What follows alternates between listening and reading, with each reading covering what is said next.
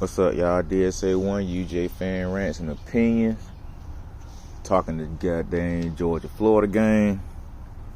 It's some things on my mind I want to talk about right quick. I'm going to try to not be too long, but I might be long-winded. But anyway, Georgia beat Florida 42-20. 22-point blowout, some would say. To me personally, I don't like to say fair. I didn't see it as a blowout, even though that's basically what it was. Georgia got 550-something total yards.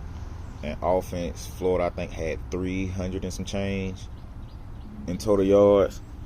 I'm not going to sit up here and badmouth the players and things that happen. I'm just looking at the mistakes that were made, and I look at it as if these same mistakes cannot be made going up against Tennessee. Even though a lot of people say Tennessee secondary is Swiss cheese, hot diarrhea water, whatever the case you want to call it. The water geckos is what I'm calling them, aka Florida Gators or whatever. Anyway, I watched that game. I actually got a chance to watch that game, and what was annoying me the most out of that game was it wasn't the fact that Anthony Richardson was throwing the ball away to avoid a sack. That's just smart coaching. That's smart intellect from a player that can avoid a sack by getting rid of the ball. That's just smart. I'm not knocking that. And I'm not knocking the Georgia defense for putting pressure on him and getting that. But the thing that was annoying me, I even put this in my MeWe chat. I'm on MeWe as well. I'll tell y'all about that later if I remember. But anyway, almost every time they hit that man, it's like they were literally sliding off of him, like they didn't have any grip to bring him down.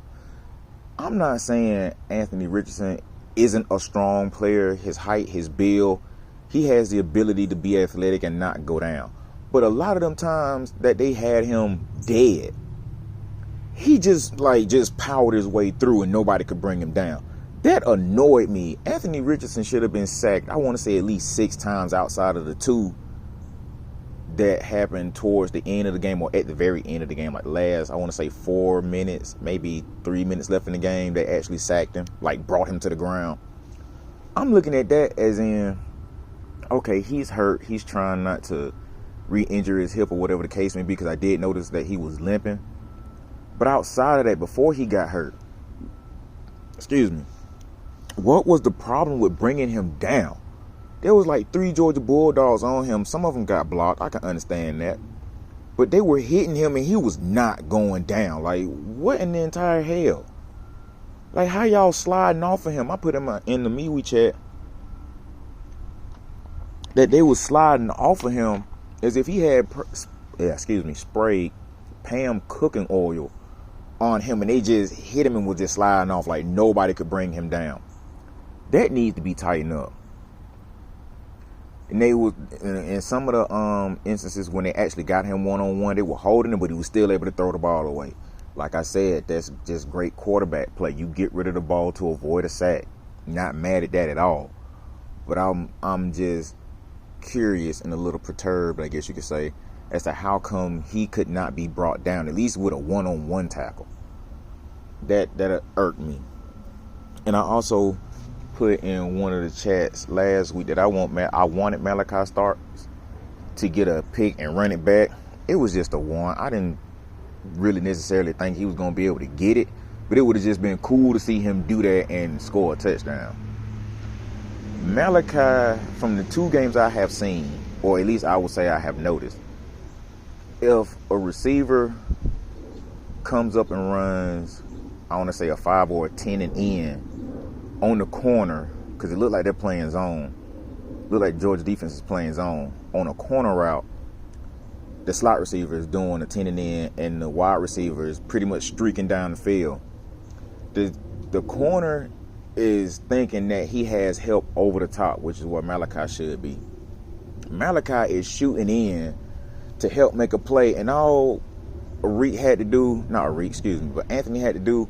was just throw the ball up there, boom, scored a touchdown. That should not have been a touchdown. I'm looking at the play like, where the hell was the safety? They do the replay. I'm like, that's where he was at. He's running in to help 3 Georgia Bulldogs. It's 3-on-2 at that point. Like, there was 3 of y'all down there. Excuse me. Malachi didn't have to come down there to help. His responsibility is to keep from getting beat deep. As soon as he came in, Anthony just lobbed it up and boom, goddamn touchdown. That should not have happened. Yes, he is young. I understand that. Yes, he's hungry. He's trying to make plays. I understand that. But you also have to pay attention to what's going on the field.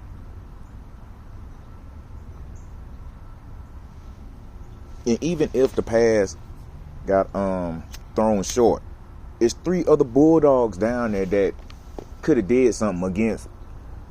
It's 3-on-2, basically. One dude was going to get a block. The other 2 was going to get the hit. I mean, there was no point in Malachi coming down for that. He got burnt on that play. And then the one play, I think it was Etienne. I think his name is Trevor, not Travis. I think Trevor Etienne got like it's not a tall sweep, but a sweep play kind of around the right side of the field. The defensive end ran right, like he literally ran right into into Florida's tackle, and he bounced it to the outside. The linebacker came over to try to help, and I think the corner or whoever the other player was for Georgia, he tried to grab him and he couldn't. If he would have just stayed out and made him bounce to the inside, the linebacker would have had him. He would not have gotten that first down. I say he would have got maybe 3 yards out of it, maybe 4, because he's a powerful runner. He would have got that, but he would not have gotten that first down like that. It's plays like that irks me, when you deliberately didn't even have to run into the tackle just so Etienne could bounce it to the outside and then go down the field and get the 10 yards that they needed. That really made me mad. Now, on to the offense. Stetson, I said this Saturday, Stetson was that game, the water gecko game. Stetson was looking like Jake Fromm, Uncle Lou. That's what he called him. He was looking like Jake Fromm. He was throwing back shoulder passes when all he had to do was throw it over the top of him. The one play that the Florida defender, I want to say it was Dean, he was in his right thigh pad. That's just how much defensive coverage he had on, I want to say, Brock Bowers. He was right there. The ball just bounced wrong. Did I want him to block it? No. But what I'm saying is, to alleviate that type of stuff, because he was still going to get tackled. And if it happened this way, if he would have threw it over the top of Brock Bowers' head, landed in his hands, he was going to get tackled. Cool. The way the coverage was, he had him. There was no way Bowers was going to power through that, just by the positioning of the defender.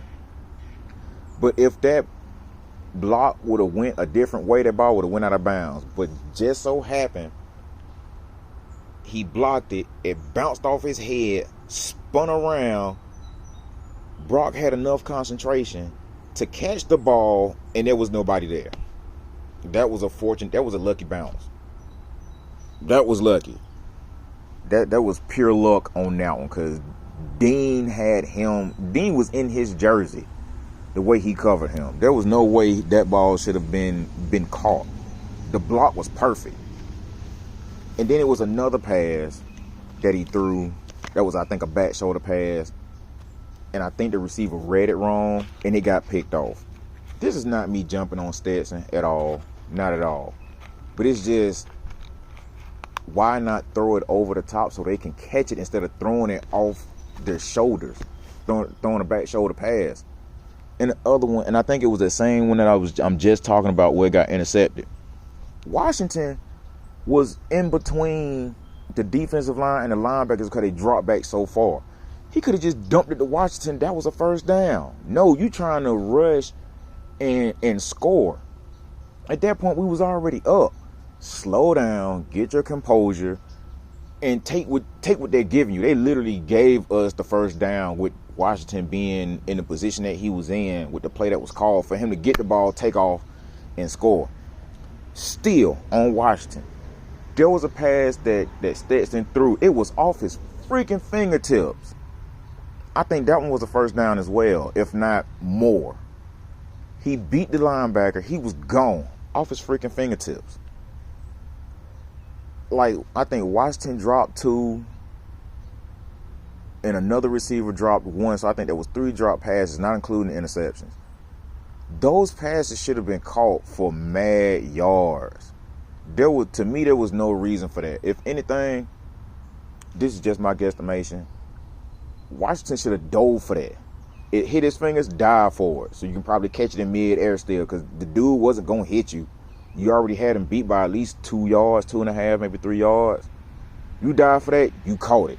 That's a first down, if not a couple yards before the first down.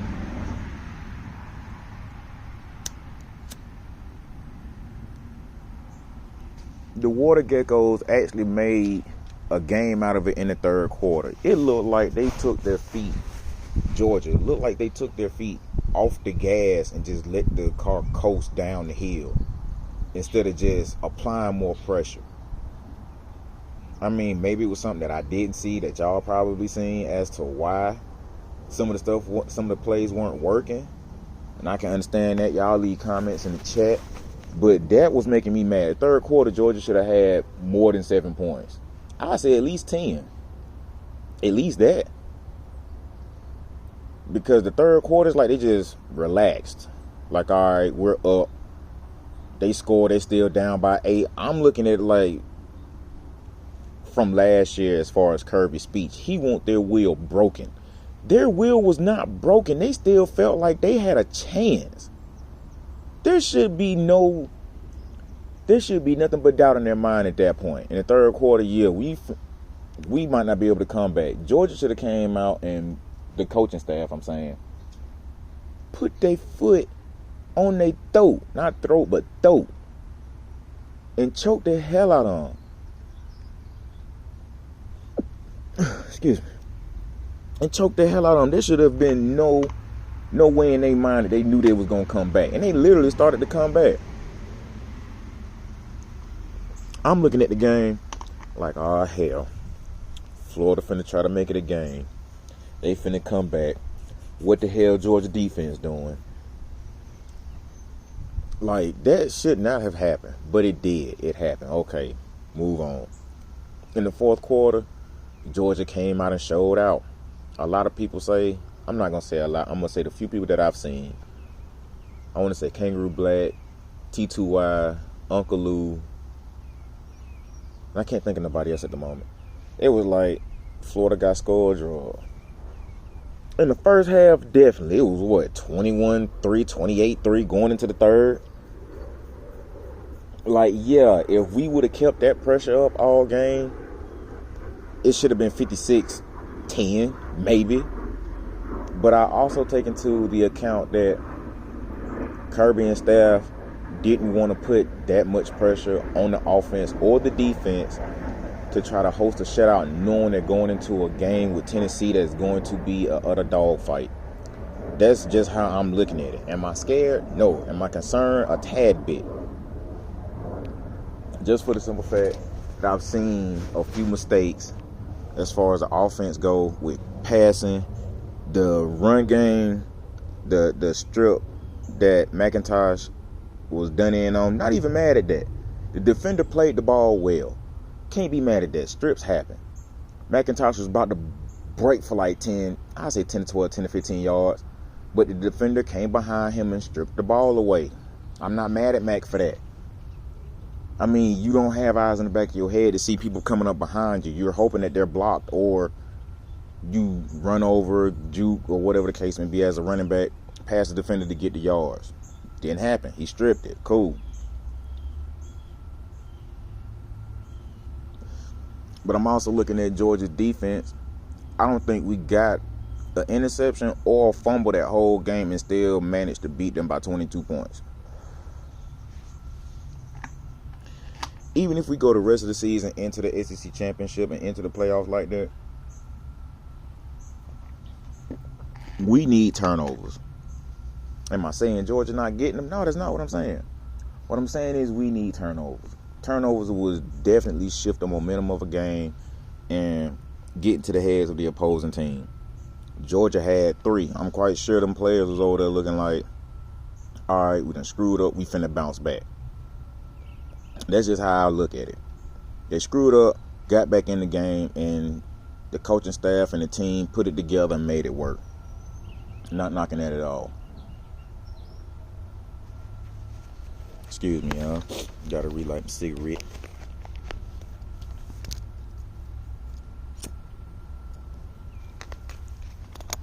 But with that being said,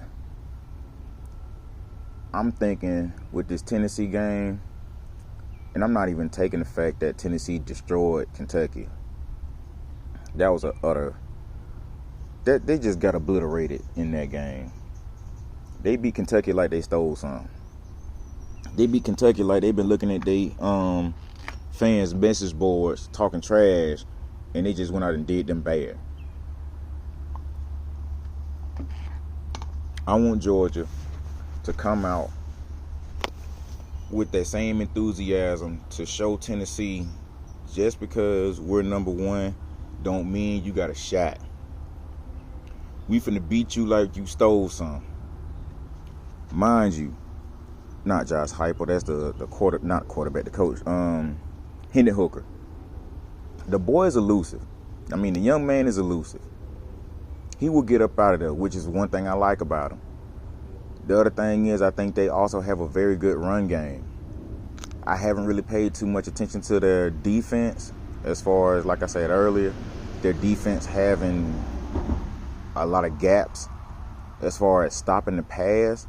If Georgia comes out and pass the way they did on Florida and will eat them up like that, that would be a good thing. But a lot of us know that Tennessee will make adjustments, but Georgia knows, well, I would say a lot of the fans know that Stetson Bennett is not going to pass 50 yards a game. That's not going to happen, especially in this game coming up. I see it the most he get 40. And within those 40, we got to do major damage, if not score. Everybody already knows, once you set up the pass and the pass is doing damage, it opens up the run. We need that. Need McIntosh. I cannot remember his name. I don't want to say it wrong. I think Edwards and not Brandon Marshall. What's dude name, the other running back?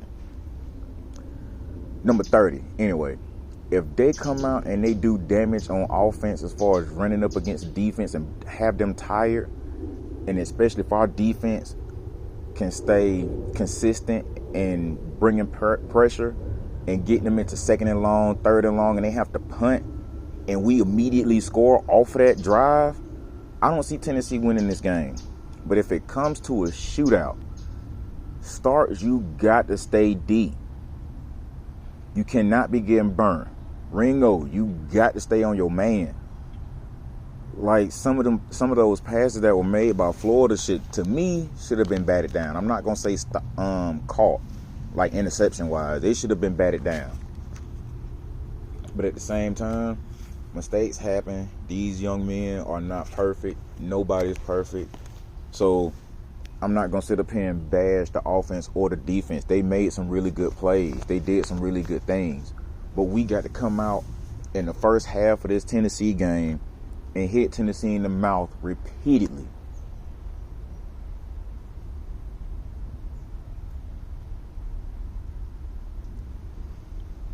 Excuse me. Tennessee cannot get a chance to breathe in this game. As Kirby would say, they got to play a bend, don't break defense. Defense can't get broke at all. A slight bend. Got to keep Hooker corralled. Got to slow down the run game. And definitely got to slow down the passing game. They're going to get points. I'm not saying Tennessee's not going to score at all. They're going to get points. But it depends on how they get points and how fast they score. Georgia can also run an up-tempo type offense and score, but at the same time, we got to be getting yards on that for it to work.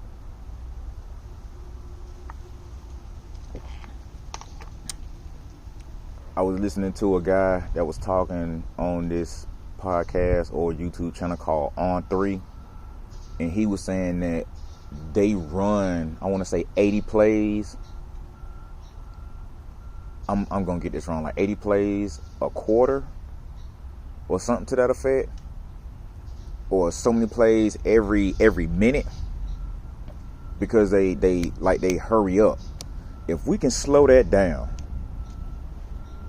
and get them into second and long, third and long, we're good. But if they're constantly getting 5 and 6 yards a carry, we're going to be in for a long game. And that's not something I want to see. Do I want to see Georgia battle it out? Yes, I do. But I want to see them have consistency in what they're doing. I would like to see Hooker get sacked quite a few times. I would like to see their running backs get sacked. I mean, not sacked, but tackled for loss. I know they're going to break some runs. It's inevitable. They're going to break some runs. They're going to get some long passes. They might even hit a couple screens for some yards. I already know this. Most people who watch football know this. But if you can limit it, make it a small part of their game, and make them do things that Georgia wants them to do, we can win this game.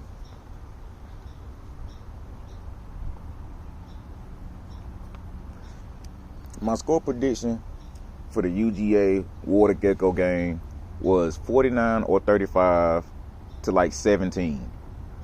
They got 42 to 22. 42 to 20. I really wasn't off by that much. This game, I see it being close, unless Georgia defense come out and show something and the offense get rolling quick, fast, and in a hurry. I see this game being either 38-31 or 38-28, or let's say 45-28. Georgia wins that game. And it can also go the other way. If Georgia come out looking lackadaisical, like they still sleepy, or they're not prepared for this game, it's going to be a problem. It is definitely going to be a problem.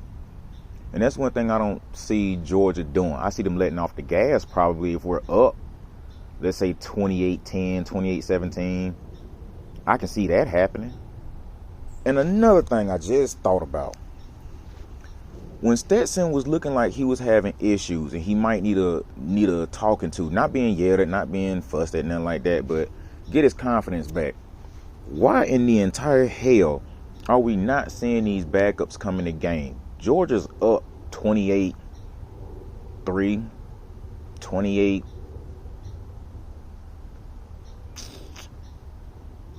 I want to say, let's say 35-20 at this point. We're still up by 15 points. They need 2 touchdowns to come back. Why haven't either one of the backups get a chance to get in that game? I'm going to keep talking about this until Stetson leaves or Kirby figures out a way to switch it up. Am I say throw him into the fire? No, I'm not saying that. But if we're up by 2, 3, 4 touchdowns, those dudes need the playing time. Don't just put them in against a Vanderbilt, a Sam Houston, a Kent State. I'm not saying don't put them in those games. They deserve to be. They should be in. I'm not going to say deserve because I don't know what they're looking like and what the coaches are seeing out of them. What I'm saying is they should have a chance to get in difficult situations just to see what it's like. Just to get a feel for, okay, this is what it's like. Not necessarily saying the game is on the line. It's like 38-31 and there's like 4 minutes left. I'm not saying put them in that type of situation. But if it's 38-14, 38-14, 38-24, let's just say that. And we're in the fourth, like the beginning of the fourth, let them run some plays. Because we already know Kirby and Monken going to have them hand the ball off or throw a little dink and dunk passes to get them comfortable. I have no issue with that. But let them play. Because when Stetson leave, you really got to see what you got. Because to me, I don't really see a point in not letting these young men play during the season unless it's a garbage game. Let's just say Georgia Tech, for instance. Against Georgia Tech, and we're blowing them out 55-12, and then you put them in. That's not a bad idea. But at the same time, they need that playing time. Like, what is going on that Kirby and Monken still look at it as if, yeah, we don't need to put them in until we're up by 7 touchdowns and they can just coast through it. No, they should feel some of that pressure. That gives Stetson time to analyze what he's doing wrong, get his mind right, and keep playing. Also, some people are saying that Stetson is injured, or he looked like he's injured. I really can't tell. I cannot tell with the way he's been playing that he's injured.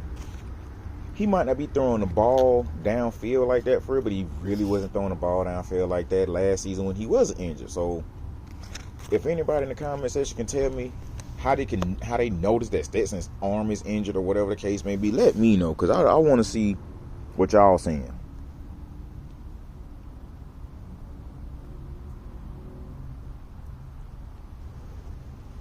Because I'm basically going off what some fans say, and I'm only taking it with a grain of salt, that Carson Beck got a gun on him. I've seen it a few times. He has a gun on him, and it's a little accurate. Not inaccurate, but accurate. Like, he can get it there. He can launch like 50 yards to a receiver, and he's going to get it. It's not going to be behind him. It's not going to fall short. None of that. He's probably going to overthrow him. And to a degree, that's okay if it's one-on-one, not two-on-one, because it can possibly be picked off. But then I've seen him run too, him and Vandegrift. Those dudes are hard to bring down. That's when you need to put them in the game in that aspect. Bring another weapon onto the field, a young one at that. Rotate one of them two out. Okay, Brock, we need you to go in there, throw like 5 times and run it 3 times, or something to that effect. Like, let them get some of that action. Like, they gonna need some of that work.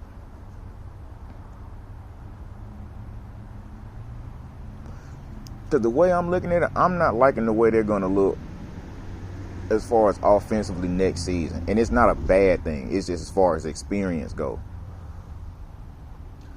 I'm not gonna say all. A lot of the wide receivers got experience for next year. A lot of the running backs got experience for next year. A lot of the linemen got experience for next year. A lot of the defensive player got experience for next year. Why in the entire hell do our quarterbacks not have 35% experience for next year? I don't want Stetson to get injured. I don't want no player to get injured. But let's just say Stetson catches the flu and he's playing like hot trash water. Who you gonna put in? And it might be a clutch game too. Who you gonna put in? You gonna put Carson Beck in? Now he's in the fire. He might not respond well. And the reason why I say might not, because he has not had a chance to play in a game like that.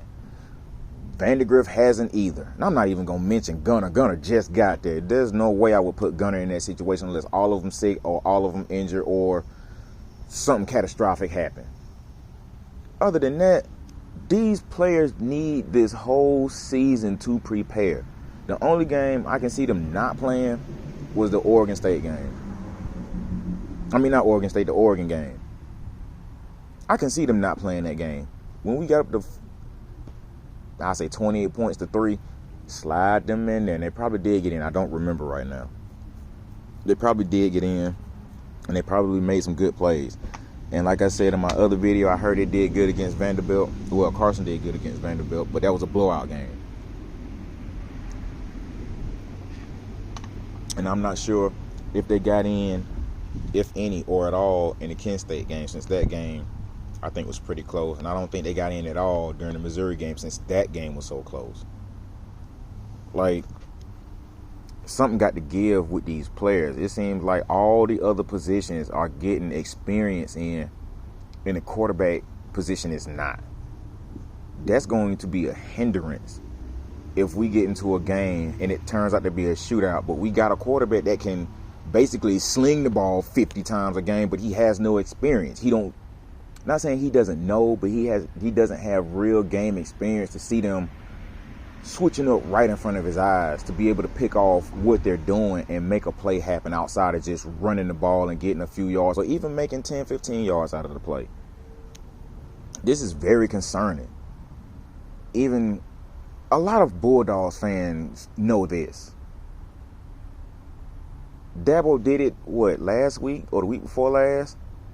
DJ was looking like boo-boo. He put the backup in and the backup did well. Why the hell we can't do that exact same thing? Stetson's probably hurt from what people are saying. I have no idea. I don't know. But if he's hurt, put in one of the other two backups and let them get playing time. If Carson Beck is your two, put him in.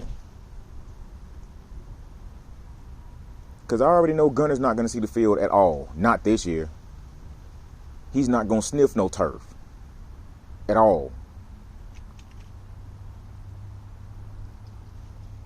Reek gotta get some catches. Not saying Stetson's not throwing to him, but I'm saying when he has the opportunity, he gotta get the ball.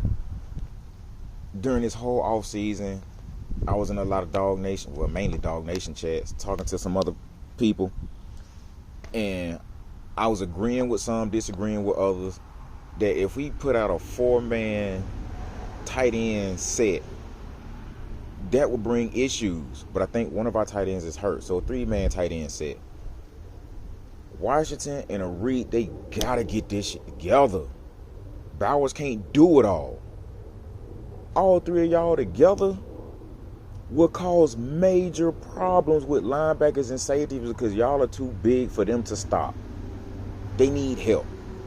You got 3 tight ends and a wide receiver and a running back? Man, that's plenty of issues. That's plenty of extra blockers to run the ball if you want to do that. And then a running back out the backfield on a pass play, you don't know who the hell getting the ball. You don't know if one of the 3 tight ends are getting it. You don't know if the wide receiver getting it. You don't know if the running back getting it. And if Carson is faster than Stetson, you don't know if he gonna take it. That's 3, 4, 5, 6 people that can run the ball and cause major defensive disruptions. Not seeing it. I noticed during the Water Gecko game that Stetson really didn't run it. I don't think he ran at all. That, in a sense, kind of let me know that he's possibly injured. Or it could be just a play style that Monken typed up, but came up with, like, look, we're not going to run you like that. We need your legs for the Tennessee game. Cool, no problem. But if that's the case, if Georgia goes up 21-10, Carson need to get in there and take off with the ball a few times. And I'm saying on a busted play, like, get the hell up out of there. Show them that, look, y'all going to have to deal with me next year.